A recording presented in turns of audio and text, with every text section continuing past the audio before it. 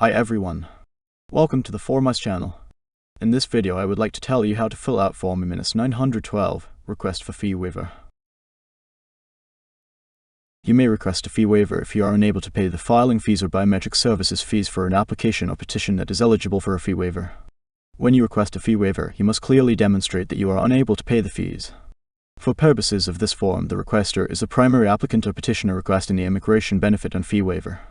The requester can also be the parent or legal guardian of a child or person with a physical, developmental, or mental disability who is the primary applicant or petitioner. If an individual is under 14 years of age, a parent or legal guardian may sign the request on behalf of that person.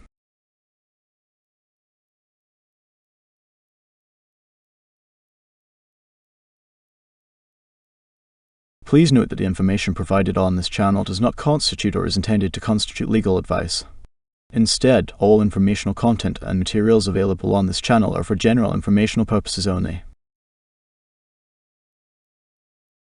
In the description of this video, I left a link to a web page with a fillable PDF form I-912, which you can fill out online there, or download and fill out in electronic or paper form. So let's continue. To complete this application correctly, please study the instructions for completing it, or watch this video to the end. First, type or print legibly in black ink. You can also fill it out online to create a document file in a non-editable format, which you can then print or send by email. I left a link to the fillable form in the description of this video. If you need extra space to complete any item within this request, use the space provided in Part 10. Additional information or attach a separate sheet of paper. Type or print your name and alien registration number, if any, at the top of each sheet. Indicate the page number, part number, and item number to which your answer refers, and sign and date each sheet. Answer all questions fully and accurately. If a question does not apply to you, for example, if you have never been married and the question asks, provide the name of your current spouse, type or print N/it unless otherwise directed. If you answer to a question which requires a numeric response is 0 or none, for example, how many children do you have, or how many times have you departed the United States, type or print none unless otherwise directed. Part 1. Basis for your request. Select a basis for your request. You are not required to complete the entire section of this request. Rather, select one basis or more for which you may qualify and complete the corresponding section as explained further in Parts 4, 5, and 6. Then, provide your current immigrant or non-immigrant status. Part 2. Information about you.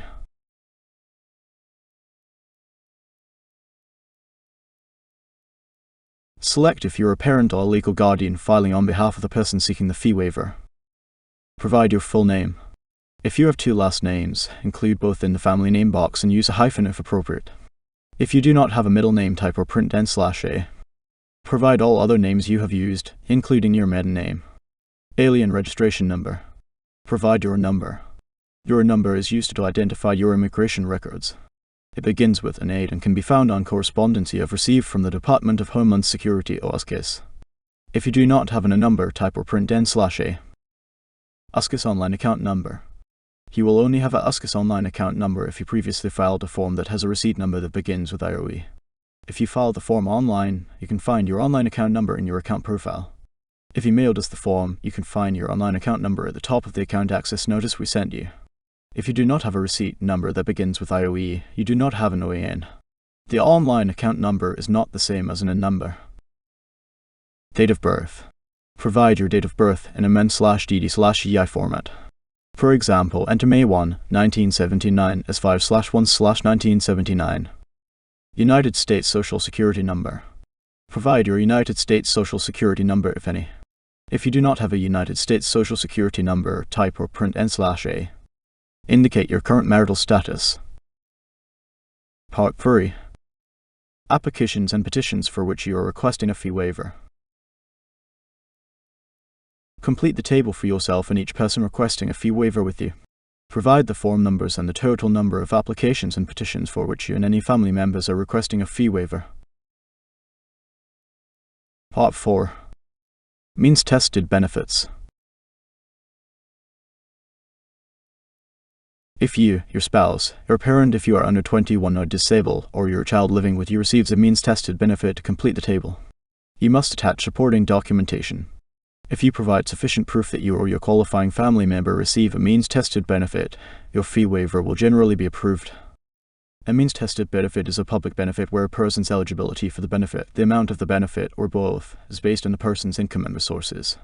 USCIS will consider means-tested benefits that are federally, state, or locally funded and granted by the benefit agency. Examples of means-tested benefit programs are Medicaid, Supplemental Nutrition Assistance Program known as SNAP and formerly called food stamps, temporary assistance to needy families, and supplemental security income or other public assistance. Consult with your benefit granting agency or your legal advisor to determine whether any federal, state, or local public benefit that you may receive qualifies as a means-tested benefit. For the purposes of determining an inability to pay the filing fee of the petition or application, the following are not considered means-tested benefits: Medicare and employment benefits, Social Security retirement benefits, Social Security disability insurance, Social Security retirement survivors and disability insurance (RSDI), or student financial aid. Part 5. Income at or below 150% of the federal poverty guidelines. To qualify for the fee waiver, registered gross household income must be at or below 150% of the federal poverty guidelines at the time of filing, based on your household size. Federal poverty guidelines are established by the Secretary of the Department of Health and Human Services annually. To obtain information on the current federal poverty guidelines, visit our website at www.uscis.gov/-912p and review Form -912p Poverty Guidelines for Fee Waiver Request. Your employment status. Indicate your current employment status. If you are both employed and a student, select Other and provide an explanation. Indicate if you are currently receiving unemployment benefits. If applicable, provide the date that you became unemployed and include the total amount of unemployment benefits you have received in item number 7. Indicate the total number of people living in your household. If you are applying for any immigration benefits such as for adjustment of status based on a pending or approved petition or application for VAWA benefits or TOU non-immigrant status and your head of household, the person upon whose tax return you are listed as a dependent, or one of your household members is or was your abuser or human trafficker, do not list the person in item numbers 3-5 or their income in item numbers 6-8 below. Indicate the total number of people living in your household who are earning income, including yourself. Provide the name of the head of household for your household if it is someone other than you. Your annual adjusted household income. Your annual income. Provide information on your annual income. If you filed a federal tax return, entered the amount from line 37 adjusted gross income on Internal Revenue Service Form 1040 U.S. individual income tax return. If you have not filed a federal tax return, take your total household wage income before any deductions for the previous 12-month period and enter that amount as your household's annual income. If you have not filed a federal income tax return but you have an IRS Form W-2 wage and tax statement that covers the previous 12-month period, take your total wage income, deduct federal, state, and local income taxes withheld, and enter that amount as your household's annual wage income. Provide the annual income from all family members counted as part of your household. Provide the total household income. Add the amounts from item numbers 5, 6, and 7. USCIS will compare this amount to the federal poverty guidelines. If you do not have any income, financial support, or cannot provide evidence of income, describe a particular situation that you believe qualifies you for fee waiver in Part 5, item number 9. If applicable, you may submit affidavits from religious institutions, non-profits, or community-based organizations verifying that you are currently receiving some benefit or support from them. Indicate whether any information including marital status, income, and list of dependents in your federal tax return is different from what you indicate in Form -912. Provide the reasons for any changes in circumstances and any differences between the tax returns and information in your Form -912. If you need to explain anything else about your circumstances that affect the income determination, use the space provided in Part 10 additional information. Part 6. Financial hardship. Provide details about your financial hardship. This may include, but is not limited to, medical bills for yourself, spouse, child, or parent, letter of termination or receipt of unemployment benefits, pay statements indicating change in income, letter of eviction, letter from homeless shelter services or statement of lack of income, military deployment orders, documentary assistance from Federal Emergency Management Agency or other assistance, insurance documents, documentation of insurance documentation or assistance from Federal Emergency Management Agency or other program, Documentation of bills for utilities and mortgages. Documentation of income. Documentation of substantial financial losses. Victimization provide receipt notice for filing under VAWA T or U category. Divorce decree or death certificate and documentation of income loss. You may also complete this section if your income is above 150% of the federal poverty guidelines as defined in Part 5, and you believe you have special circumstances that warrant a fee waiver. Provide documentation related to your financial hardship, including information on income and the following based on the type of circumstance. Medical bills for yourself, spouse, child or parent. Letter of termination or receipt of unemployment benefits. Pay statements indicating change in income. Letter of eviction. Letter from homeless shelter services or statement of lack of income. Military deployment orders. Documentation of insurance or assistance from Federal Emergency Management Agency FEMA or other program. Documentation of bills for utilities and mortgages. Documentation of income. Documentation of substantial financial losses. Victimization provide receipt notice for filing under VAWA T or U category. Divorce decree or death certificate and documentation of income loss. List the types of assets you have, the dollar value of those assets, and the total dollar value of your assets. Include the following assets: cash, checking and savings accounts, annuities, stocks, and bonds. These are assets that easily convert into cash, and other property or assets that you can easily convert into cash without incurring a hardship.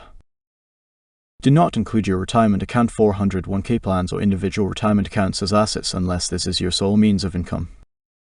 Documentation. You must document your income and provide a complete list, description, and an estimate of the value of your assets that you can easily convert into cash and any liabilities.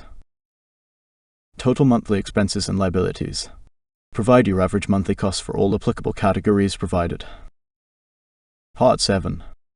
Requestor statement, contact information, certification, and signature. Select the appropriate box to indicate whether you read this request yourself or whether you had an interpreter assist you. If someone assisted you in completing the request, select the box indicating that you used to prepare. Further, you must sign and date your request and provide your daytime telephone number, mobile telephone number if any, and email address if any. Every request must contain the signature of the requester or parent or legal guardian if applicable. A stamped or typewritten name in place of a signature is not acceptable. Part 8. Interpreter's contact information, certification, and signature. If you used anyone as an interpreter to read the instructions and questions on this request to you in a language in which you are fluent, the interpreter must fill out this section, provide his or her name, the name and address of his or her business or organization if any, his or her daytime telephone number, his or her mobile telephone number if any, and his or her email address if any. The interpreter must sign and date the request. Part 9. Contact information, declaration, and signature of the person preparing this request, if other than the requester.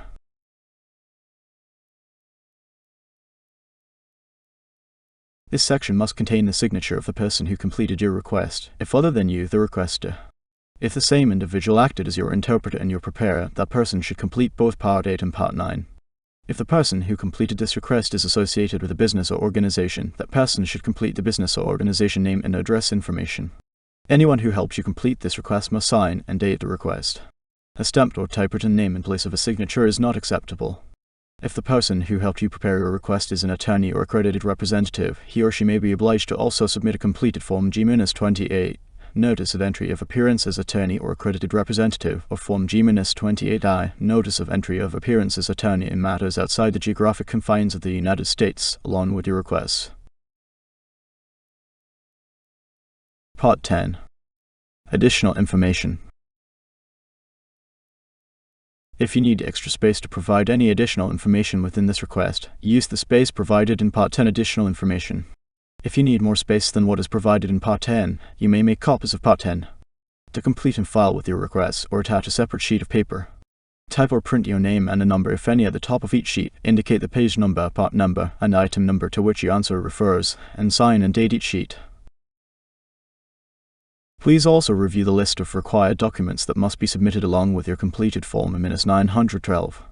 This information can be found in Instruction I-912, which I provided a link to in the description of this video. There you will also find information about how your application will be processed.